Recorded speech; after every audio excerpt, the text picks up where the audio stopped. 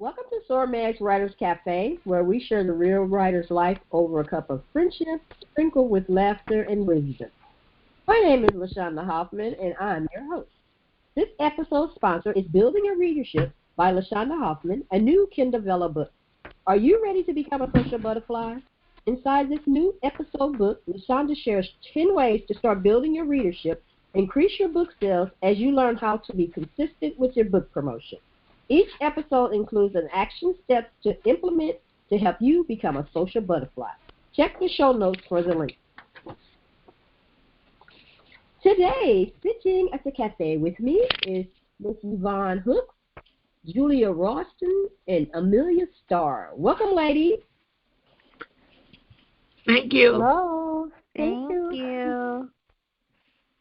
We are going to start with Miss Yvonne. She has been here before, but she has some new exciting things happening with her this year. So, Miss Yvonne, tell us a little about who you are, what's going on with you, and hopefully read us an excerpt. Okay, thank you so much, LaShaunda, for having me. Very excited to be here again. And a little bit about me. I am, first of all, a child of God. I am a mother of 2. I have a stepdaughter, and I have 10 wonderful grandchildren that I love to death. I live in Las Vegas, far away from the Strip. It's beautiful here, if you could make it through the 3 months of summer, but otherwise, beautiful place, and I love nature. I love to volunteer for different community groups, and like yesterday we had a Thanksgiving dinner for the destitute, homeless, disadvantaged people, and it was very nice. There was plenty of food and clothes and everything for everybody, and that really that's very heartwarming for me to do, to help other people, because I've had help, so I'm just returning the favor, kind of. I love to work with children. In my church, although right now, because of COVID, I do online church. I love to put jigsaw puzzles together. When I was in my 20s, someone told me if you put jigsaw puzzles together, it'll help you not to get Alzheimer's. So I've been putting jigsaw puzzles together for the rest of my life, but I love that problem-solving thing. I am a writer. I have written all my life, well, I'll say since I learned how to write. And I love to put together words and letters and create something out of it. And I would write little poems and ditties and stories, and I did plays. In fact, we did plays as children in our neighborhood. And then as I got older, my stories became more developed and in-depth in that. And at this time, I have 15 finished and unfinished stories to my credit. I have published 3 books. Actually, the first book I published last year during the pandemic, but I had told myself, this is the year you're going to, in January, I told myself, this is the year you're going to publish no matter what. And then in March, the pandemic hit. So, but I was determined to publish. I was determined to do 2 things that year. One, stay alive. The other, publish my book by the end of the year. And on November 20th, 2020, I published my first book, which was The Family Keeper, Christmas Magic. And I was so excited because I figured it out. I did all the research. I mean, I took months in researching, and I figured it out. And I was so elated that I was able to get it out there. I did make mistakes, but they weren't big ones, and I was able to correct them. And so it prompted me to go on and publish my other book. So my second book I published in January 2021, and that was Ruby Season.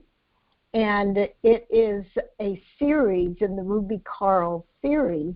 That was book 1, and then in March, I published book 2, which was The Underside of Hope.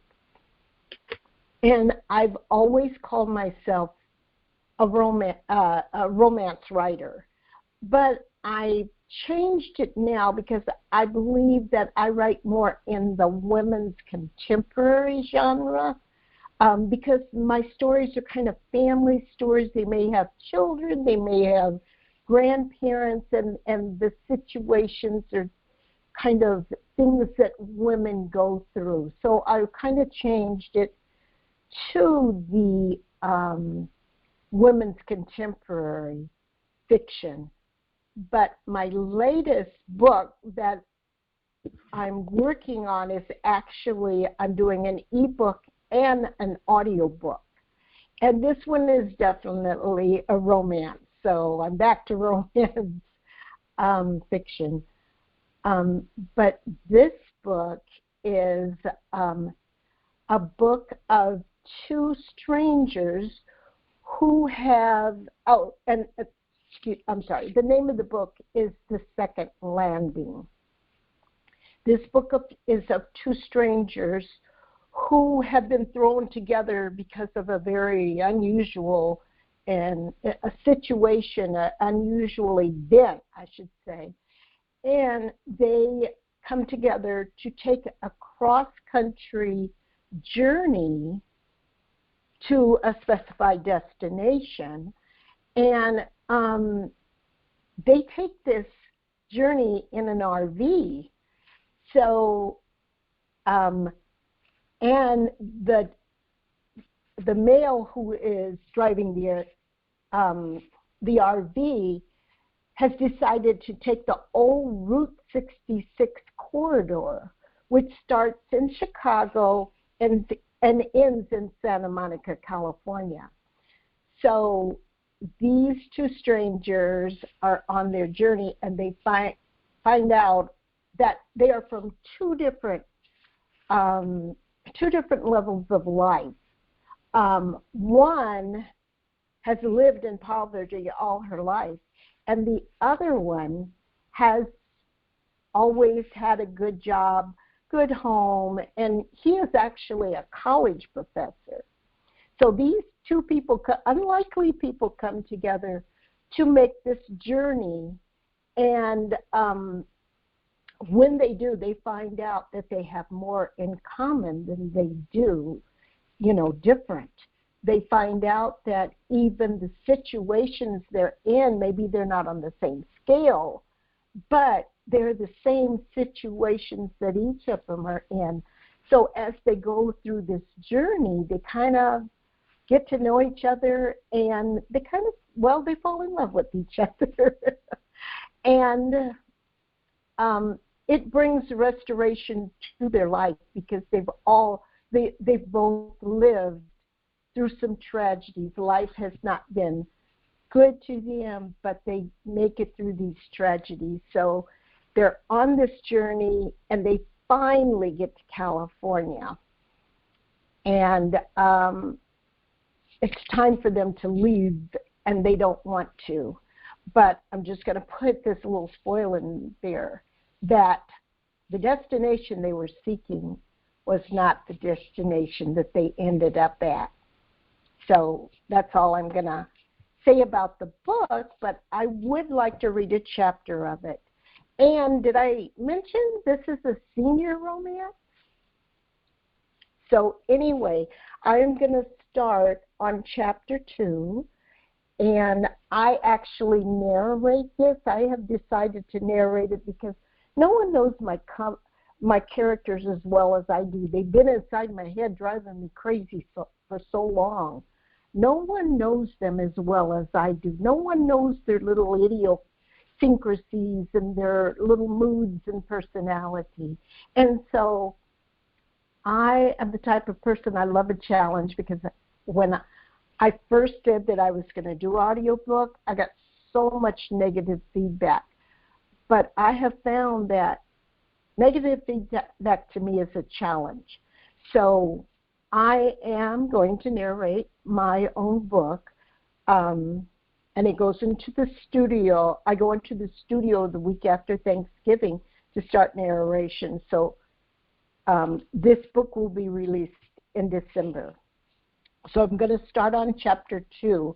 Chapter 2 is the incident that I talked about has just happened, and this is the next day.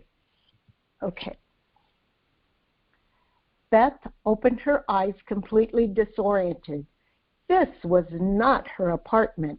Whose pillow was under her head, and why was the bed moving? She raised up and realized that she lay on what looked like a lot of cushions with the table nearby, and there was a blanket over her clothes.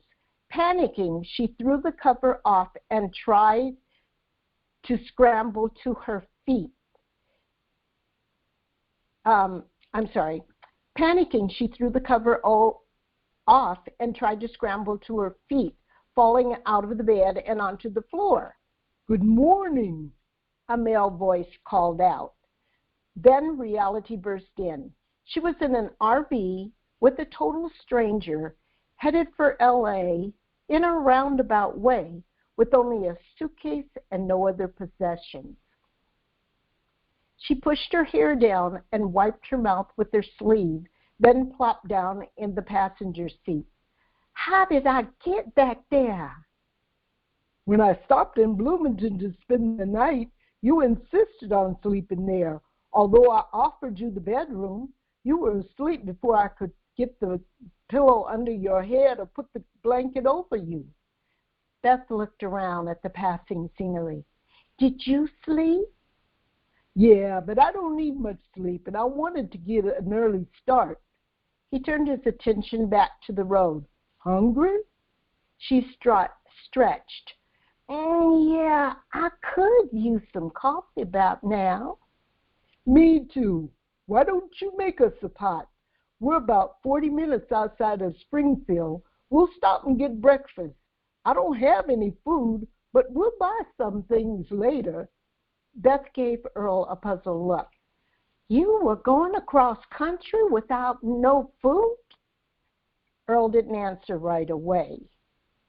"There's a lot of places to eat along the way we can check out." "Isn't that expensive, eating out all the time, especially for two people?" "I guess you're right. We'll stock up in Springfield. Do you need to stop at the store and get some personal things?"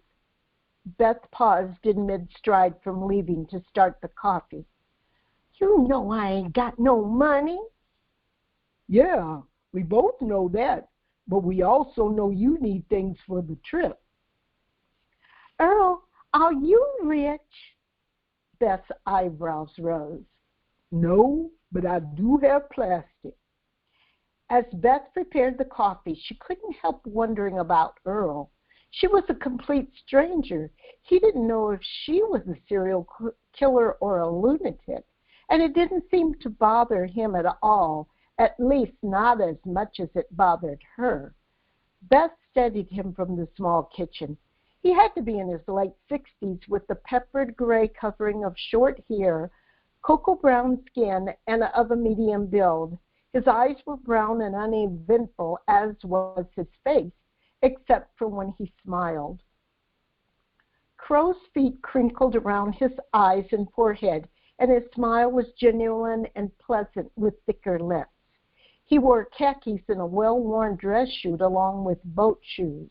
He looked rather nerdish, and she guessed he read books, especially from the collection on a shelf above the couch. Even though he was older, he was handsome in an old-fashioned sort of way. Just then, the coffee maker sputtered to remind Beth that he had finished brewing. She filled his thermal mug and added a spoonful of dry creamer and handed it to him. Smiling, Earl thanked her. Going into her suitcase, she brought out a clean top and went into the bathroom to freshen up. Her toiletries had been in her purse, but there was a travel soap, tiny bottle of lotion, shampoo, and body wash on the think. She was sure Earl set out for her, since there were men's products as well. Then she went to make her coffee. She liked cream and sugar in hers, lots of it, but there wasn't any sugar. First thing to add to that shopping list, Beth mused. Taking her mug to the passenger seat, she took a sip and made a face. All this time she thought she liked coffee, but now she realized she liked hot cream and sugar. You missed a lot of scenic sights along the way, Earl interrupted her thoughts. In Bloomington, there was this old Shell station with all kind of Route 66 and Coca-Cola signs. They even had a Burma shaving cream sign. I haven't seen one of them in years. Then in this town called Atlanta, there was this giant Paul Bunyan statue holding a hot dog. Paul who? Beth asked, puzzled. You never heard of Paul Bunyan and Babe the Blue Ox? She shook her head and rolled her eyes. He was an American folktale, a hero of lumberjacks who lived in Michigan, and at his birth, it took 5 storks to deliver him to his parents. He's known for dragging his axe behind him, which created the Grand Canyon, and the giant footprints of Babe filled with water and became Minnesota's 10,000 lakes. What? Can't nobody do all them things. Are you pulling my leg? Earl burst into a fit of laughter as Beth fumed. It was a folk tale. It wasn't real, just make-believe. Beth sat musing for a while. Of course he was. I knew that. To which Earl cracked up again, and Beth joined him. He looked at her directly. That's the first time I heard you laugh. I like it. Beth blushed. Don't you go around getting to know him. Remember, he's a stranger, she admonished herself. So I'm going to stop there. But as I said, my audiobook will be out. Audiobook and ebook will be out this December. So check my website to see when the release date is. And I am going to turn it over to LaShaunda now. Thank you. Thank you, Yvonne. I love the voices that you make. I have a question. Did these two people not know each other? No, they didn't know each other at all. Okay, so they're on a trip together. They don't know each other. They don't. They're complete strangers.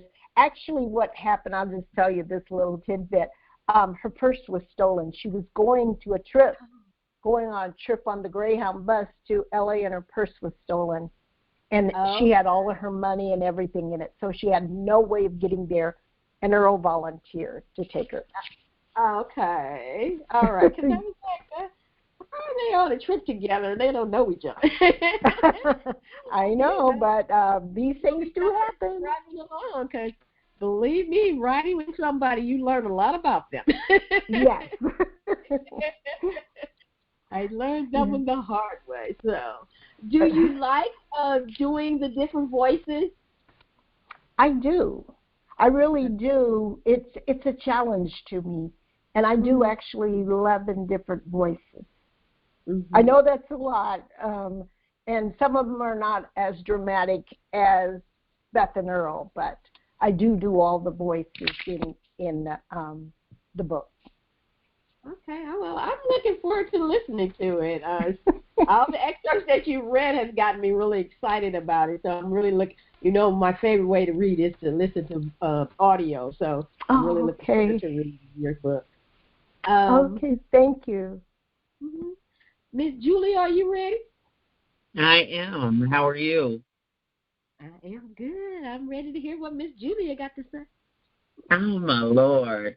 So, first off, thank you so much, LaShaunda, for having me on. It's always a pleasure, as they say, to be seen and heard. So I'm greatly appreciative of it. My name is Julia Royston. I own BK Royston Publishing, Royal Media and Publishing, and the coaching community, the Book Business Bosses, where we help you get your message to the masses, turn your words into wealth, and be a book business boss. I am super excited because I have been able to write a lot during toward the end of 2020 and into 2021. In 2021, I have put together, assembled, and released to the world 7 books. And 2 of them were coloring books, so those were previously illustrated children's books. So I write in multiple genres all the time. Right now, the hottest genre for me are children's books. I do write what I'm calling contemporary fiction because the characters decided they didn't want to just be romantic. They wanted to be on an adventure and somehow get wind up with criminal activity and the law enforcement and Interpol and oh my gosh. And that is The Men of Roberts Junction, which is a series that I wrote from the male point of view. And I released book 3 this year in 2021 as well as a short story that I released alone, A Man for More Than a Season, Sierra, which is young adult fiction. Then I did a textbook for little ones with just letter recognition, letter tracing. And then I've written 2 other children's books that are in illustration. So altogether, it's 9 that I've written, taken a 10-stanza poem for, it was a request of school counselors for grief books for children that had African-American characters. That's what they're in high need of right at this moment. So I'm happy to oblige. So I'm going to read an excerpt from Xavier, which took me about 3 years, the longest fiction book that I've ever had to write. I started writing other things, and if you write fiction, as Miss Amelia just eloquently read a chapter excerpt from her book, when the characters stop talking, it's very difficult to get the book completed. But when the character is talking, just a tip, if you're interested in writing fiction, and it does sound horrific, like you're crazy or something, but when the characters are talking, get it down, because when they stop talking, that's when writer's block really happens. So Xavier of the 3 men, the first book is Hank, the second book is Dwayne, and the third book is Xavier. And it took me a while to get Xavier down. As I said before, it was 3 years. And so, and I know now why, because Xavier really took a mysterious turn. He's the mystery of the 3 characters. And they're intertwined through solving a problem, as most mysteries. There's romance involved in it, but it is a twist and turn. So Xavier is a loner, and all 3 of the men in the Men of Roberts Junction series have all lost their mothers, which is usually the opposite. It's usually a male-dominated story and the loss of the father, but it's a loss of the mother.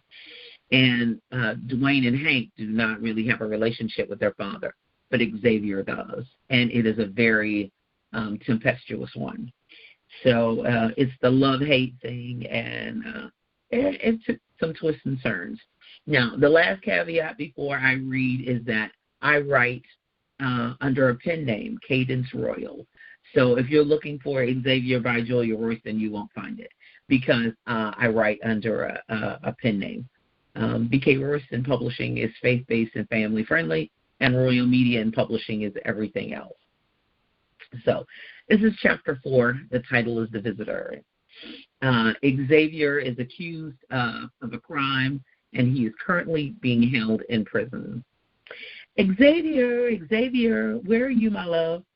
Xavier heard his mother calling his name. He could see her long, flowing, curly black hair and smell the lavender in the air. The game hide-and-seek was always a favorite of his and his mother. Being an only child meant all of the attention was on him. The love, time, and care of his mother was evident. She spoiled him rotten. But who knew that 9 years would be all he had with her. He was still a baby, at least still the baby of Marquita Hernandez. From the sweet sounds of laughter, giggles, and play to the horrible screams of, "No, not my baby, don't take him, he's mine." The nightmare of that day haunted Xavier even unto this very day. He woke up in a sweat after seeing his mother in his dreams again. Somehow he must have fallen asleep on this cold, hard cot. The smell of urine still in the toilet, too close for comfort. "Get up, you got a visitor. Some high-powered lawyer here to see you," the guard said. Xavier slowly cleared his eyes and rose up off the cot. He followed the guard down a long hallway. The lock snapped loudly and the door suddenly opened. It wasn't a high-powered lawyer at all. "How are they treating you?" Brandon Miller asked. "Why are you here?" "Is it a holiday or something? That's the only time I used to see you, holidays back in Lexington." "I must not have looked and checked the calendar." Xavier rolled his eyes as he replied, looking at a wrist with no watch still standing at the closed door. "Sit down and shut up," Brandon said. Xavier remembered all too well those staged holiday gatherings when everyone on the land coming to the big White House for dinner.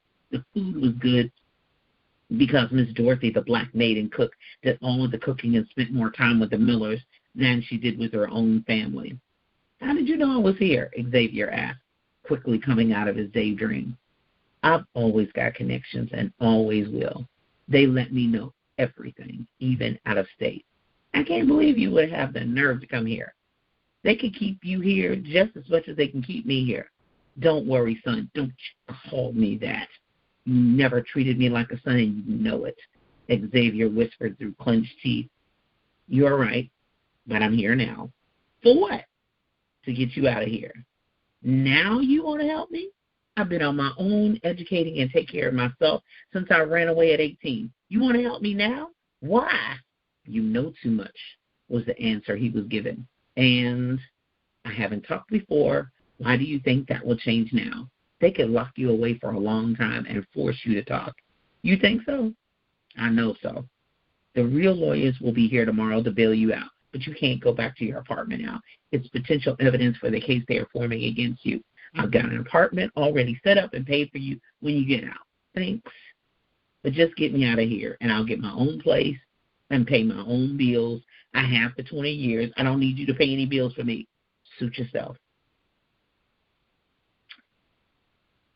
That's it. That's the excerpt. So I trust you enjoyed that little snippet and back and forth conversation with Xavier and his very estranged father, Brandon Miller. But the twists and turns continue with Xavier. Book 3, The Men of Roberts Junction. Thank you. I have one question for you, and what is it that inspired this series? So I have to confess, there is a very young Caucasian gentleman in my school. I'm a retired teacher. And he used to come in, and to look at him, he looked and sounded like a brother. He had tats, he had the deep voice, he had the boots, he had the sagging pants. If you close your eyes, you would think you were dealing with a black man. And so he was often in our building, and as they say, the single women in the building thought he was gorgeous, he bald, the whole 9 yards. So I said, oh, yeah, I want him to be a main character, and he's going to have a sister as his love interest. So that kind of got it started. And then Dwayne is Hank's best friend. And so therefore Hank is kind of the inspiration. And I don't even really know the maintenance man because he's on district level. I didn't even know the name, but I knew who he was. And I just created this whole world. Roberts Junction is in southern Indiana on the Ohio River, and I live on the Ohio River. And I created a whole city, Louisville, Cincinnati, Indianapolis, which is nearby. So I just created a whole college town of Roberts Junction, and that's the beauty of fiction, that you can do that. So Dwayne and Hank are best friends. They lived in the same neighborhood.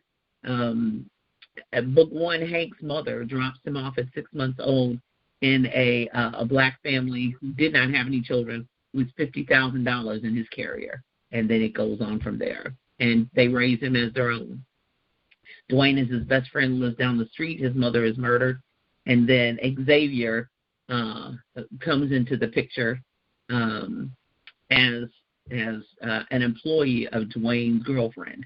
So it's kind of, it's a mystery thriller, contemporary fiction with romance thrown in to boot. And one of the underlying themes that is going to be running, especially starts in book 2 on to book 3, is human trafficking, because Dwayne's girlfriend has developed some jewelry that will track children that are stolen. So I don't even know if that's a real thing. It's just my imagination. So therefore, that has really kind of taken a life of its own. And who knows, there could be more from this series, because I enjoy writing from a male point of view. I just wanted to do something different. I wanted to try my hand at it. And everybody who reads the series really enjoys it, especially book 3, which takes a life of its own and a different twist and turn. So I think I've always loved to read. I'm that child who was told to turn the light off and go to bed, because I had a flashlight with a book under the covers most of my life. And so I have just really wanting to try my hand at it. I've read a lot, and so I want to try it and my hand at reading and writing it and creating characters that I really would want to read myself. So that's kind of the premise behind it. Sounds really interesting. I like that. I'll get in the studio when I get a moment to really get the audiobook thing down. I can do it quickly with children's books, but fiction takes a lot longer, and so that means I would have to step away from publishing, which is my main business, and then writing. So that has got to eventually take a life of its own. So I've been introduced to the visually impaired community too as well, and I had my books transcribed into Braille, and so I've been asking the younger generation, do they want Braille or do they want audio? And they said, no, Ms. Julia, we want audio, so don't invest anymore in Braille. Invest in audio so you can get involved and include us too. So yeah, I was going to ask you about audio, because I could see this series as an audio series. Yeah. So I was thinking, I was like, man, this sounds like a really good book that I want to listen to. You're right. But the thing about it is, I really would like to narrate it. It's just the time that it takes. But then the expense of getting it done is a lot too as well. So it would be easier for me to record rather than pay someone to record and engineer and master and mix. Yeah, that's a lot. So I don't know. I'll get it done. I'll get it done. I'll let you know when it is getting done. Yeah, I've noticed that the audio is coming down a lot. It used to be almost $5,000 to try to do it pay somebody to do it. And I think that right. Fiction is like 3. Yeah, it's like 3. If I upload it, I would want to go through Findaway Voices. I don't want to just do Amazon, ACX. I want the other, because I found with Findaway Voices, there's like 40 outlets. So you don't want to be stuck at just Audible. No, I don't. Everybody should be able to go to where they want. Because I listen to Audible, but I get a lot of books from Scribd. So so that's another. And then you want to be able to access the public libraries and things of that nature. So I'm definitely want to be in the library. That's how I got into Audible books was from the library. Well, at that time they were books on cassette. Right. You go way back with them. Look, I'm gonna really date myself, because my first books were Disney on the 45s. Remember that? Oh, wow. That was back in the day when all the Disney books came out. And they read to you while you had your little book, and they say, turn the page. Turn the page. Yeah, I remember that. I remember that. I fell in love with audio from that day when my aunt used to give them to me for Christmas, and I would wait he'd give me like 3 books, and I'd be so excited, put on my little record player. So, yeah. You were fancy. As they say, you were fancy, child. You was fancy. It's so amazing to me how some stuff comes back. You know, records are coming back. People have yes, they are. Big time. You know, when my 30-year-old niece has a record player in her front room, in her living room, she just built a brand new house. And that's the biggest thing. That's what she wanted, was a record player. Baby, she's got the grapes and she's got the classes. And she's 30. She's real young. So I'm like, all right. I felt so bad for my mom because she threw all her stuff away. She had a bunch of stuff. And I was she like, did? Oh, my Lord. Oh, my. I don't even realize all the treasures she had for years. Yeah. My love of music from my mom. She had, she had all the 45s, the albums, and, I don't think she ever went into, she wasn't really a cassette player. I was a cassette player, but she didn't. I had the whole turntable. I had the whole thing where it had the 8-track and the cassette and the record. Oh, yeah. My daddy was trying to have the whole thing. And the 2 speakers. Oh, yeah. He was doing it. Oh, my goodness. The kids these days, they don't have a clue. All they do is put it on no, they don't understand. They don't understand it. I do. They're missing out. Well, Miss Amelia, come and tell us a little bit about you, ma'am. Did we lose you? Well, thank you so much for having the platform, and thank you for the honor of being on tonight. I am Amelia Starr. Let's see. I go by A Starr. I'm a nurse. I'm a mother, an inspirational storyteller, and a published author as well. I have published a memoir. The name of my memoir is The Many Facets of A Starr, Purifying Truth. I have over 20 years writing experience, and my writing experience is birthed from the many pathways and trajectories and obstacles that I've been through throughout my life. And so I would like to read the introduction to my book, The Many Facets of a Starr, Purifying Truth.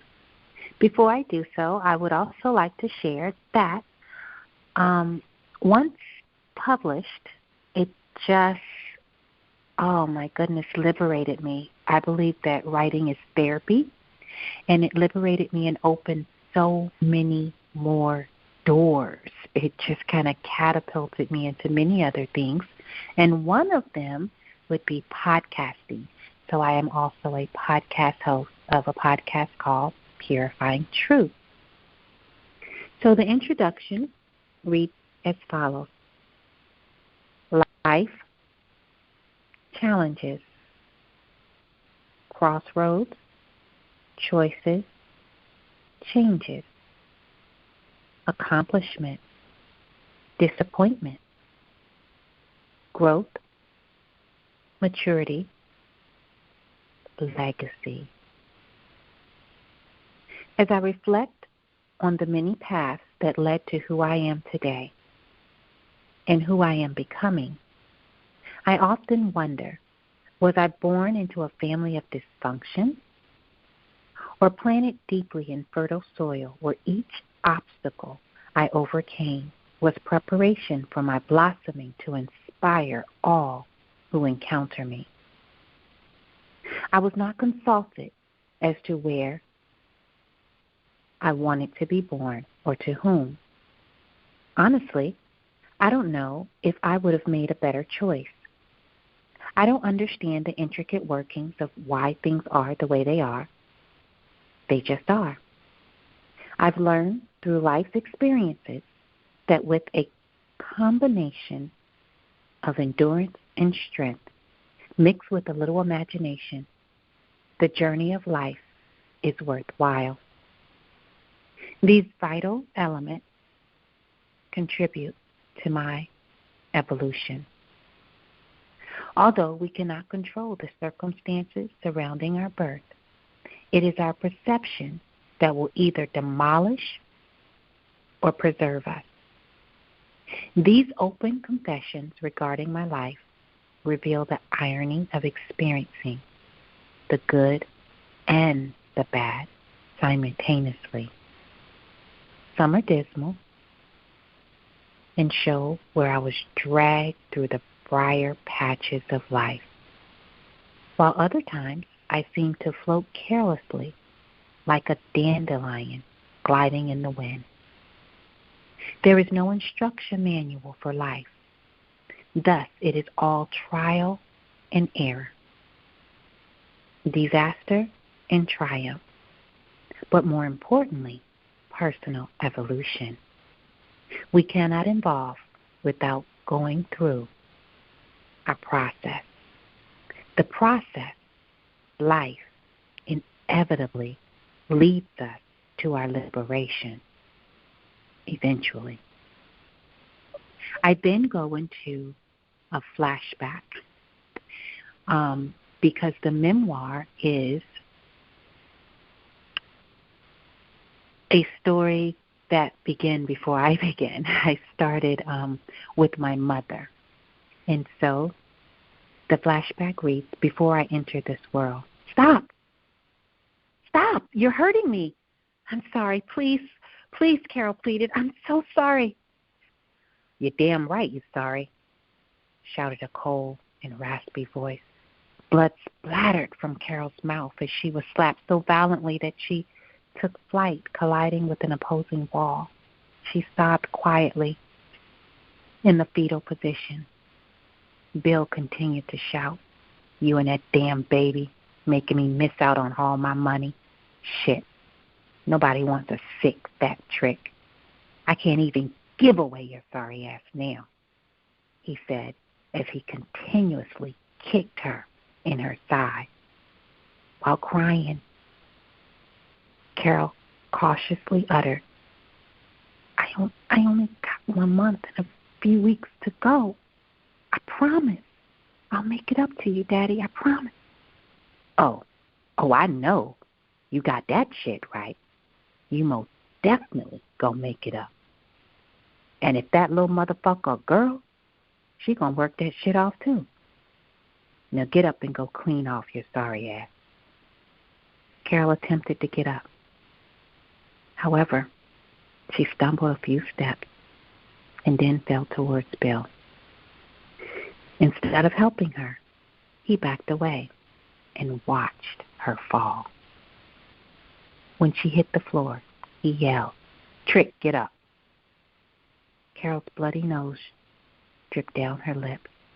Her vision was blurred in one eye, and the other one was swollen shut. She was mercilessly battered and weak. It was impossible for her to muster up the strength and stand without help. Bill finally realized that Carol needed to go to the hospital.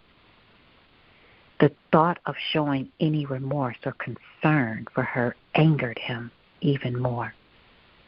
So Bill lugged Carol into his car like a bag of trash and spewed obscenities at her the entire 15-minute drive. Trick, stop bleeding all over my seats. I knew I should have left you. When they arrived at the hospital, Bill escorted Carol inside. Instead, with the same violent demeanor, he hatefully threw her out of the car. Carol stumbled, trying not to fall, but her strength betrayed her. Her pregnant and battered body fell to the ground, while bystanders looked. They looked at her in shock and disgust. After what seemed like an unending couple of minutes, Carol was assisted by hospital staff and rushed to the maternity ward. Why? Why did I, an innocent child, have to enter life through such a treacherous path that seemingly leads to a dead end? Broke in. This is my life. Why? So, that is the beginning of my memoir. And although the language is harsh, it is that of a pimp and a prostitute, my mother and father, the night I was born. And I don't tell the story as looking for pity, but as look where I've come from. And look what God has done for me.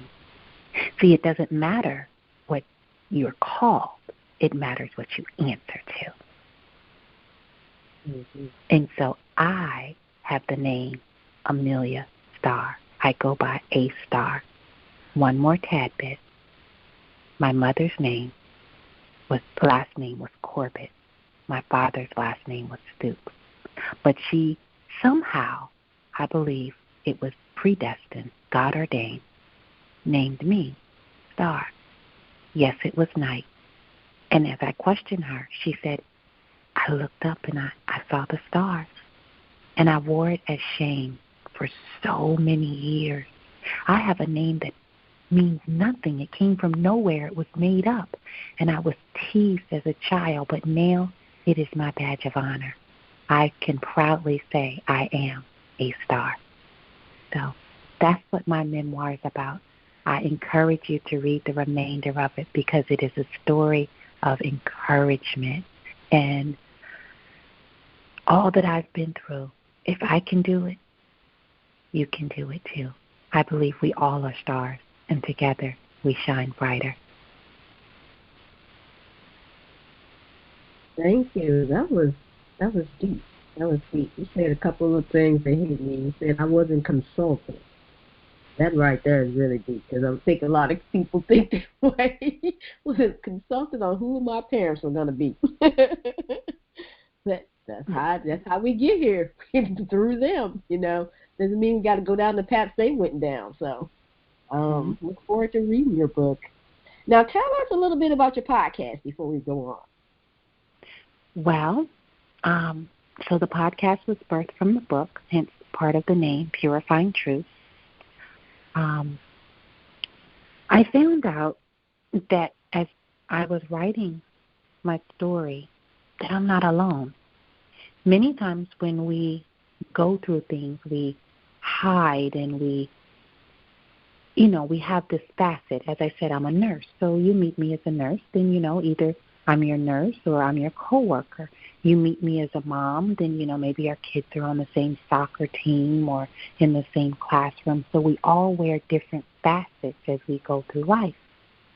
And usually we don't know the whole person. We only know that facet that they allow us to see. So I hid the part about my mom and dad being junkies, my mom being a prostitute. I would never reveal that. And other struggles of life, as you'll read in the book, I didn't want that in the forefront. But life happens so that some things are brought to the forefront without our approval, we'll say. And so when those things happen and we're forced to deal with them and we're forced to acknowledge them and others are helping us, we find out that we're not alone. And that was truly the purifying truth beginning. And so as I find out that, oh, wow, you've been through this too? It wasn't just me? Oh, my goodness. And so as I begin to have that revelation, I decided that we're going to show others that you can do it. It's not just you. It's not just me. Whatever it is. And it doesn't have to be something that's so, it doesn't have to be something that is such an obstacle or or a roadblock. It could be something as simple as, how do you buy a house? How do you invest? And so I'm used to a lot of, ooh, I got it and you don't. But we're shining a light on that now. No, we can have it. I got it, and this is how we do it. And that's what the podcast is about. It shines a light on others that illuminate the world. And therefore, we all win. Thank you. Amelia brought up a question that I wanted to ask you guys. What doors did publishing your book open for you? Ms. Yvonne.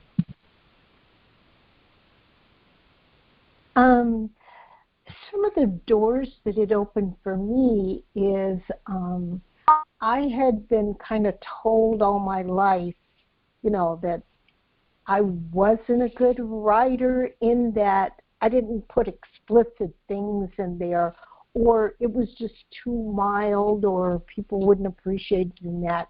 And I don't listen to those voices. I believe that because some of the people that were telling me this is were established authors. But there was a voice inside of me saying, you worship the Creator, and He has put creation in you. So anything you do is from Him and is good. And I just kind of kept that, even though I was going through a lot. I mean, friends and relatives of mine, they weren't very supportive, but I just kept holding on to that. So, and I kept writing. I mean, sometimes I really wasn't trying, but these, like I said, characters or these scenarios would come in my mind, and I would just write them down because I love to write. I'm terrible with numbers, but give me a pencil and a yellow pad, and I can write. So by me publishing, it brought forth to me that I am somebody, that I can do something, that just because I don't do what everybody else does doesn't mean that what I have to offer is not good, So, and then when I was able to publish, because I published by researching and podcasts and YouTubes and everything else, but I was able to do it. And when I finished it, I felt such a relief. It was a relief, but it was a release too. Something was just released from me, and I knew I could go forth. I mean, and because you help me with promotions, that I always say, when I'm asked, what is the worst thing? Promotions. But I'm not even afraid of promotions anymore. So it's opened many doors to open me up and make me more appreciative of myself. I have learned, and I'm just being transparent, but I've learned in my later years to love myself. I didn't at one time, but I've learned to love myself, and it is through me publishing my books that I have accomplished what I believe God has given me to do, because I look at my writing as a talent. So it has really opened doors for me. And the other thing, I'm, believe it or not, more an introvert than an extrovert, but I have learned that to step up to the occasion. Sometimes when I'm in rooms, I don't want to talk or something like that, but I have learned to step up to the occasion. You can step up to the occasion. You have that ability, and you have to take it. So now I have advanced quite a bit in believing in myself, promoting myself, and then I've had so many people to support me. Had I not joined different groups or Facebook groups and Clubhouse and all like that, I would probably still be in my cave, So my publishing has really advanced me as a person, but also I've met so many wonderful people that I wouldn't had I held myself back. And I can't blame anybody but myself.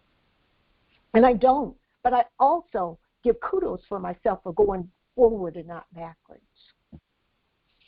That's me. That's good. But you're open to try, you know. I think a lot of people are not that way. They're not open to try. One of the things I admire about you is, like you said, you weren't into promotion, but you knew you had to learn it. And so, you know, you're like, okay, you're ready to learn. So right. I think that's the thing as an author. I said next year I was going to really focus on people thinking that they know how to promote, that they have to know how to promote, that they already know how to promote. And most of us don't. It's a learning experience. It's not something that you have. It's not one of your talents, as you say. It's not a talent. Some people, sometimes you have a natural talent of promoting, but most of us authors, we have not a clue. And so, I agree wholeheartedly. That's the worst part about this whole process. I think most authors, we agree with the writing process. We enjoy that because it is solitary. It is for those introverts. Now, I'm an introvert. I am an extrovert, but I am also have my introvert moments. But, yeah, that's the part we love the most is the writing and the creating and all of that. But after that piece, if you don't promote, you're just going to have a box of books. Yeah. And you're going to have, you're just going to have inventory and nobody's going to be able to enjoy exactly what you created. As far as I'm concerned, what publishing did for me was an accompaniment because I also sang and had music CDs. So the books and the music went along together. But what ended up happening is then the publishing companies were created. I only created my publishing companies for me and my books. So it opened up a whole new world because once I said yes to one person, then it continued. Right. So the game came to me. I didn't go looking for the game. I was like the Tyler Perry. I wanted to have my own. I have control issues. LaShaunda knows that. I say it often on my broadcasts, on my shows, whatever, that I do have control issues, and I do want to control all of my intellectual property. But I had no intention of publishing anyone else. And I did for 3 years, the first 3 years that I published my own works. I said I wasn't going to publish anybody else until one person convinced me that she was going to pay me. And when she said she was going to pay me, it took on a whole new connotation because I think the other people didn't want to pay me. But when she said she was going to pay me, it took on a seriousness that shut everything down. So it opened up a whole new world, and now I've been publishing now 14 years. So, yeah, it created a retirement activity for me because I retired teaching 3 years ago. It created opportunities that are incredible, not only for myself, but definitely for other people. I published more than 300 books. I've written 66. I've, helped other people publish more than 250. So it's created a whole new environment. Now I'm trying to figure out where my, as they say, my cruise altitude is, and what I don't want to do and what I do want to do. So that's where I am now. Mm-hmm. I love the world that it introduces you to, and then it takes you to the crossroad where you got to figure out, do you want to go to the left or do you want to go to the right? Exactly. That's the hardest thing, and I've been at that crossroad of publishing other people, and I have 2 people in my family now. You're going to be my publisher, and I say, well, if it's meant to be, it will be. But I'm not. Yeah, right. Exactly. I keep it at that. They like you said, they ain't bringing no money, so we ain't talking. They ain't bringing no money. Boo. I know it. You're driving me crazy for free. Yeah, I know. Because people think that publishers steal their money. That's the biggest thing I hear all the time. My books are selling and they ain't giving me my money. And I'm saying to myself, because I know as a published author, you ain't selling nothing. Yeah, right. They stole my money, but your part is you don't want to promote. You don't want to do. You don't want to interview. I don't want to pose. I just want to write. Well, boo, it doesn't work like that. LaShaunda and I both have said it many times. When Will Smith, when Denzel Washington, when Kevin Hart, when all the major Taraji Henson, when they all have to stop promoting, then we can stop promoting. When Target, Walmart, Taco Bell, when they stop promoting, then that's when we can stop promoting. But until then, they promote, we have to promote too. I don't care what anybody says. We all have to promote. That's it. I never understand that when people say that. I just want to write. I don't want to. And I'm like, well, you don't want to sell books either then. Because you got to sell somebody. I have one of my clients that's not. She got off of social media. And she said, I know you probably mad at me. I'm getting off social media. I said, no, because her audience wasn't on social media. So it's okay. Right. If you know where your audience is, then you're okay. It's the people. Most people don't. And so they're running around like my mother used to say, like a chicken with your head cut off because you don't know what to do. And, you know, it's like somebody posted today, she wanted to know how she could be a bestseller. What's the hacks for being a best-selling author? And I said, this is what I tell my clients. You can be a best-selling author for an hour, or you can be a best-selling author for weeks. Which one do you want? Most people just want the title. They don't want the money that goes the money that goes with it. I'm about the money because the title is just a title. It ain't paying no bills over here. So, well, but the other piece too is that you've got to figure out, you know, who are you writing for, who wants what you have, and then sometimes I found that's the reason why I'm moving with what's hot. I want to write what's in demand. Because there's nothing more frustrating than being at an event and nobody wants what you have. Nobody wants what you do. And it is very frustrating and very difficult to strive to work with sell a book that nobody is really interested in because you haven't promoted. You don't know how to even sell it on site. Because sometimes you have to sell on site. I've been in events in a mall where people don't know me. There's been promotion on my end, but my people that are on social media may not even be that city. I was in Florence, South Carolina. Well, I don't know many people in Florence, South Carolina, but I sold books just because I know how to go in and smile and hi and wave and you walk over. If you're interested, I can nab you. As they say, I'll put my foot out, you trip at my table. Whatever it takes to get you open to what I have.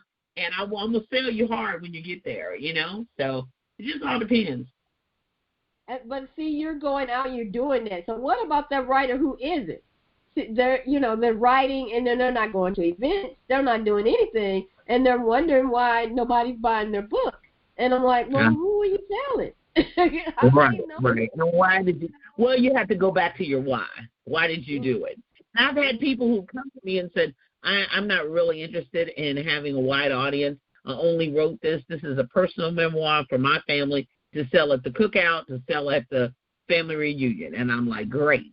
All right, no problem at all. That's what you have in your mind? Great. We'll move forward from there. And that's what they do. And that's what they intended, and that's exactly what's happened. And they haven't sold any books outside of that because that's what they intended. It was a personal goal for their family and the family reunion, and that's what they did. And I said, great, you met your goal. So for them, that was their goal. Other people, that's not their goal. So you're going to have to do things to make that happen. So. Yeah. Well, mine was the opposite way. Unfortunately, because of life events that happened, I was not sure I would be here. So I wanted to make sure that I put my legacy in writing so that my children would not have to wonder, is it true? What was it like?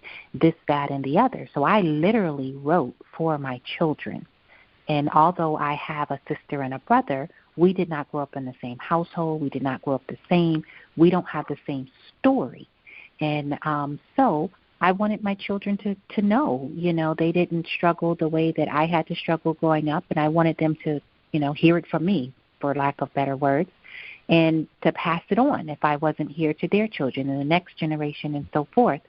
And so I literally was writing for my children. And I love to write. I've been journaling since I can remember how to write. But this was important to me. And now I will be publishing more at the beginning of the year and so forth. But I was surprised that others wanted to hear my story. I was surprised that so many others could relate. And I did have a wonderful, wonderful team that helped me with MTE Publishing, and they got me book signings and pushed for me, which inspired me, and others, putting reviews up. And I'm like, oh, you read it? I expect Mary Sue and Jack, who's at the cookout, to read it, right? But I didn't know, you're from where? I've never been to Wyoming. Oh my goodness. And so that inspired me to promote. Wow, if I've helped you and you're in Detroit, and if I've helped you and you're in Vegas, and I don't know you, then this is a gift, and I want to do more of it. Oh, that's such a positive attitude to have, because a lot of people that I work with, they get a little discouraged because a lot of people get discouraged because they don't have a plan. They forget their why. They forget why they're writing, who is their audience, and I understand that, because my book is about promotion. I try to sell a book to authors about promotion. Then come back, talk to me. And that's one of the hard. I didn't think it was going to be that hard. It was like pulling teeth. It's like, oh my goodness, they really resist learning how to promote. They want you to promote for them. They don't want a book to learn how to do it, LaShaunda. That's not how it works. So I understand very much. I'm sorry, LaShaunda. I was just going to say one other thing, and I've said it before, because I am up in age, and that I just wanted to get my works out there, However, that's why I called my first book a sacrifice book. I said I probably make mistakes and all like that, but I got it out there. And once I did, it put me on the path that I don't want to take anything with me to the grave. I know I said that before, but that's a motivation for me, because I have so many things, but I want it to be out there. As Amelia said, that's part of your legacy.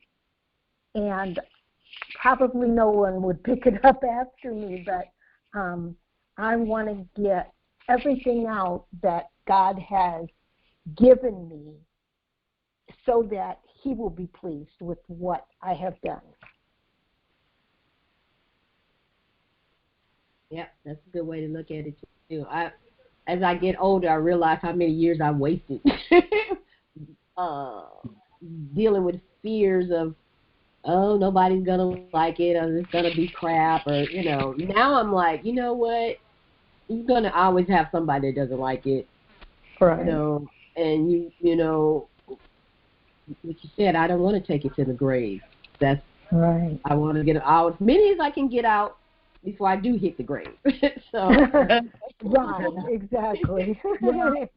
Well, LaShaunda, you have that beautiful grandbaby now, so you got a legacy to leave, not only for your children but your grandbaby too. So that takes a whole other connotation for it too as well. Yeah, he's inspired me to want to do a children's book, a little kid's book. I'm writing a book. Come on in, the water's good. You better write it while it is, especially for African American children's books. Yeah. Oh my God, I've been selling like 50, 60, 70 books at events. Memphis, I sold 70. This past weekend, I sold more than 60. It's not no plaything right now. Not for African American children's books. They move. They're really moving. That is so amazing. It's a huge thing right now. It's really huge. So yeah. The last event I went to, a young lady was with us, and she had a Spanish-English book. So one side was Spanish, one side was English. And she sold out. The rest of us sitting there looking crazy. And I said to myself when I came from there, I need a kid's book. Because Right now, it's the you know, when you hear the buzzwords diversity, equity, and inclusion. So that does include the LGBTQ community, but it also includes Black children, Spanish children, and remember, the diverse minority underrepresented populations in children's books is still under 20% if you put them all together. That's Pacific, that's Native Americans, that's Spanish, that's Black. It's still less than 20%. 23% of the children's books are written about an animal. Right. So we still haven't made it as much as the animal characters, you know, and I realize why people do it. You know, you don't have to worry about, is the girl's hair curly? Does she have two Afro puffs? Is she biracial? What does it look like? And I get that, but our babies, especially Black babies, they want to see themselves. So they want that two Afro puffs, and they want the long curly hair, and they want to look light-skinned, and then some of them want to be chocolate, and some of them want to be caramel in between. They want to see that diversity, because there's vast diversity among us. So I'm just putting it out there. It is huge right at this moment. I'm on a Black Child Book Fair tour, and we'll continue, you know, headed to Dallas. You know, it's a major thing. So if you can get a children's book, really well done, quality children's book, it will move. That appeals to parents, that appeals to the kids. Go for it. Do it right now. I don't know how long this train's going to last, but I'm going to ride as long as it does. And sometimes that's how you have to do. Sometimes you have to get on those trends if you're, you know, as right now I've seen a lot of books. When my grandson was born, I was like, not a lot of books about little boys. There's a bunch of girls. Exactly. So I'm writing that too as well. Yeah, I've got books specifically for boys. Yeah. So, think about it. The hardest part is the illustration part for indie author. If you publishing with a that's the hardest part. That is the hardest part. But once you get an illustrator, stick with him. Now that's expensive too, and that's the reason why a lot of people don't do it. That's the highest expense. You don't see a lot of people doing it now is because I know one of my friends, I think it took her 5 years to get her book out because she said she had such a hard time finding the right illustrator for her. Well, people are looking for, you know, and I'm getting ready to launch a class in January on let's create some great children's books. But people are, if they base the children's book on a child that exists, they're really looking for portraits. Rather, this is just a representation of the child. This is not your child. You know, this is a representation. So if you can expand your thinking, then you won't get in the detailed of, oh, that eyebrow, oh, that eye, oh, that, you know, oh, my gosh. It is a lot. That's the reason why I turn them out so fast, because I'm creative. Oh, yeah, go for it, because I'm not real. I don't get stuck on one little facet and going back and forth with the illustrator over and over and over again, unless it's just something that is a major deal. But otherwise, I love the creative process, and I like having diversity and differences. So I don't need it to be that specific as other people do. And they will lose, and they don't care if they get it out by Christmas. I got 2 or 3 authors right now that have gone back and forth. They're missing their window. And I'm like, okay, it's on you, baby. It's not on me. Because you just keep changing your mind and going back and whatever, you know. So I'll keep moving. Yeah, well, you're encouraging me as always. I have a couple ideas in my head for. I had one for a little girl's book, but then when my daughter said it was a boy, because I thought it was a girl. Oh, okay. And I was like, I'm going to do this little story for her when she comes. Well, you know, there's so many girl books. Yeah, there are so many girl books. Think about that. You know, it's wonderful that you did have a grandson, but really for boys, because there's so many girl books. There's so many talking about their hair and all that. We need more boy books now more than ever. So, you know, I have a series for for boys. It's Terrence the Terrific. I just released book 2, and I've got to release book 3 before spring because I have people actually on a list that are waiting for book 3, if that tells you anything about it. Oh, So that's it's great. like, That's great. yeah. They were like, have you seen the mailing list? Yeah. Buying books for them, so I understand. So they were like, we want that. Oh, Lord, I got to keep it right. Yeah. Man, this has been a good conversation. I didn't even ask y'all a bunch of questions. I love it when it goes like that. I don't have to ask questions. Just flow, flow. All right. Well, I would like to thank our guests for sharing with us today. Miss Yvonne, can you please tell the listeners how they can contact you online? Sure, I sure can. You can contact me at my website, and it is yhooksbelieves.com. So YHOOKS believes.com. My email address is writer, WRITER, at yhooksbelieves.com. All of my books are on my website except for The Family Keeper, Christmas Magic, because I just put out a new cover. In fact, I just got an email saying that it would be in the first week, actually the 3rd of December.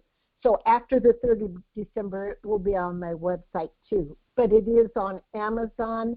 Also, if you're in the Las Vegas area, it's on, my books are at Marlin's Closet and Bookstore. That's 910 West Owens Avenue in Las Vegas.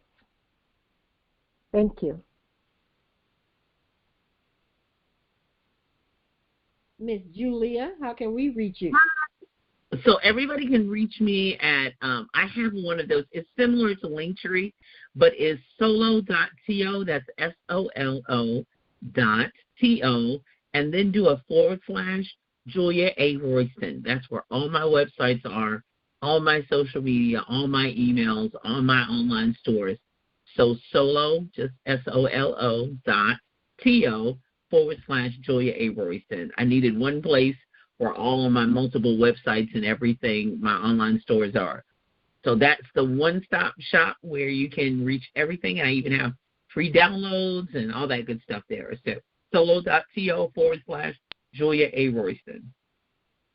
All right, thank you. And Miss A. Starr, how can we reach you? All right. Wow. Thank you. I just want to say thank you for once again having me on the platform, LaShaunda, and it's been a pleasure, ladies. You can reach me at Facets of a Starr, and that's FACETS of a Starr with 2 R's, STARR, and that will be on Facebook and Instagram. My website, www.facetsofastarr.com. Wow. I hope what our guest shared today was helpful for you, very helpful for me. Julia always giving me some good tips. I got to start working. I'm supposed to be taking a break for December. I mean, that's what you. I want to thank our sponsor, Building Your Readership by LaShaunda Hoffman. Check the show notes for the link to purchase. I want to thank you, our listeners, for taking time to listen to the podcast. I have about 3 questions for you. Did you learn something from this episode? If you did, please share the podcast with your community. Would you like to be a guest for an episode? Contact me at warrensormeg@gmail.com. I will be getting ready for the new season in 2022, so look for the new dates. One last question. Have you promoted your book or business today? What are you waiting on? If you haven't, go showcase those wings. Someone needs what you have to offer. This is LaShaunda Hoffman, and I will see you on the next.